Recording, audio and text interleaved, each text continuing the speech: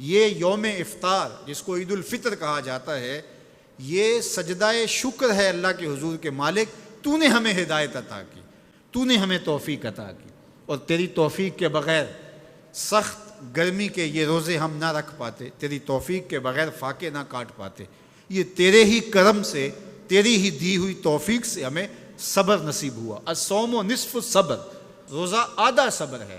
تو جس نے توفیق دی، اب اسی کا شکریہ ادا کرنے کے لیے ہم کھلے میدان میں، ہم مرکز میں، ہم مسجد میں، ہم مختلف جگہوں پہ جمع ہوتے ہیں اور جمع ہو کے اس بات کا اعلان کرتے ہیں، مالک میری توفیق بھی تیرے کرم کا صدقہ یہ قدم اٹھتے نہیں اٹھائے جاتے ہیں۔ حضرت معاذ بن جبل رضی اللہ تعالیٰ عنہ فرماتے ہیں کہ ایک دن حضور نے میرا ہاتھ پکڑا اور ہاتھ پکڑ کے فرمایا، اے معاذ واللہ انی لاحبک، اللہ کی قسم میں تجھ سے پیار کرتا ہوں۔ اللہ فرماتے ہیں میری دی ہوئی نعمت پر میرا جب تم شکر ادا کرو گے میری دی ہوئی توفیق کے ساتھ، تو میں تم سے عہد کرتا ہوں لئن شکرتم لازیدنکم، میں تمہیں اور زیادہ عطا کروں گا۔ اللہ فرماتا ہے کہ وہ تمہیں عذاب دے کے کیا کرے گا اگر تم شکریہ ادا کرو اور ایمان لاؤ۔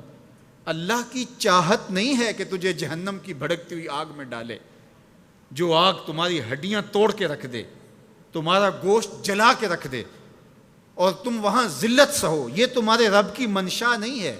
وہ یہ چاہتا ہے کہ تمہیں جنت کی بہاریں نصیب فرمائے۔ یہ تمہارا عمل ہے کہ تم عذابوں کو خرید رہے ہو، تم عذابوں میں چھلانگے لگا رہے ہو۔ اس کی مرضی کیا ہے، اس کی رضا کیا ہے کہ تم شکر ادا کرو اور اس پر ایمان لاؤ، تو وہ تمہارے گناہ بھی معاف کر دے، تمہارے درجے بھی بلند فرما دے۔ وہ ہمارا رب ہمیں بخشنا چاہتا ہے، ہمارا رب ہماری مغفرت کرنا چاہتا ہے، ہمارے گناہوں کو معاف کرنا چاہتا ہے۔ رحمت رب بہانہ می جوید، اس کی رحمتیں بہانہ تلاش کرتی ہیں، اور بندوں کو بخشنا اسے بڑا پسند ہے۔ تو وہ کتنا کریم ہے، کتنا کریم ہے، کتنا کرم فرمانے والا ہے، کتنا رحیم ہے بندوں پر۔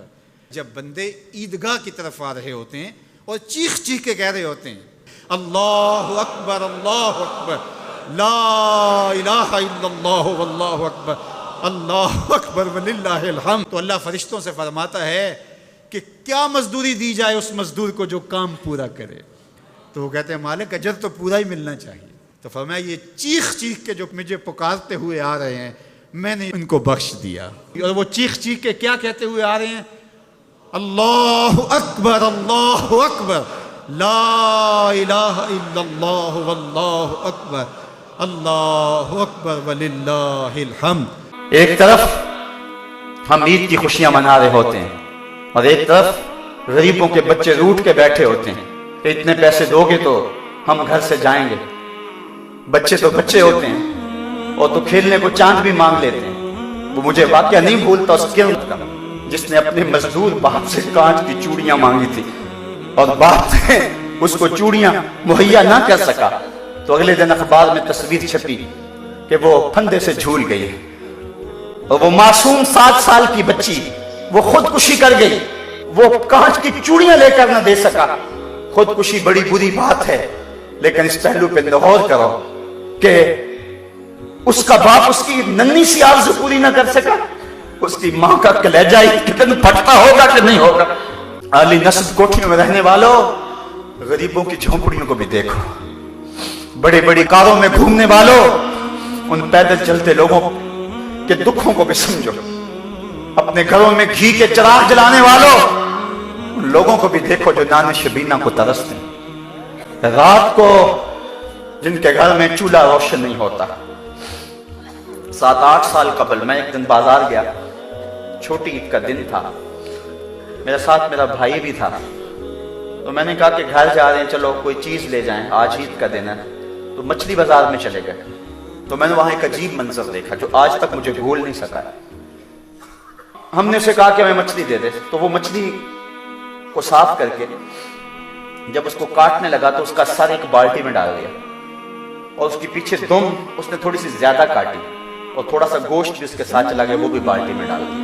اس طرح جو بھی وہ مچھلی تیار کرتا تو سر اور دم بالٹی میں ڈالتا چلا جاتا، باقی اس کا جو بھی اس سے غلاظت اور جو کچھ بھی اس سے جو ہے وہ جھڑتا وہ نیچے پھینکتا چلا جاتا۔ تجسس تھا کہ یہ بالٹی میں کیوں ڈال رہا ہے۔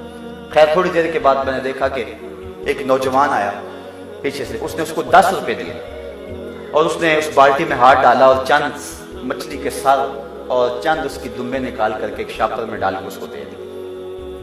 حیران سا ہو گیا کہ اس نے یہ کیا کر دی۔ خیال تھا کہ شاید یہ کوئی نوجوان سا ہے، شاید کوئی کبوتروں کو ڈالتا ہوگا، کوئی ایسا معاملہ ہوگا، اس کا کوئی کبوتر کی غذا بناتا ہوگا۔ لیکن اس کے باوجود جو ہے وہ تجسس بڑھتا گیا، مجھ سے نہ رہا گیا، میں اس کے پیچھے چلا گیا۔ میں نے کہا کہ نوجوان اس کو کیا کرے گا؟ اس کی نظریں تھوڑی سی جھکیں اور مجھے کہنے لگا اس کا شوربہ بناؤں گا اور مچھلی کا مزہ مل جاتا ہے۔ صاحبوں میں عید کے دن کی بات سنا رہا ہوں اور اس ملک کی بات سنا رہا ہوں۔ جب اس ملک کے اندر لوگ ایسی زندگی عید کے دن بھی گزاریں گے، اللہ قیامت کے دن اتنی دیر تک کسی شخص کو اپنے سامنے سے ہٹنے نہیں دے گا جب تک یہ پوچھ نہیں لے گا کہ وفیما انفقہ، یہ مال تو نے کہاں خرچ کیا ہے۔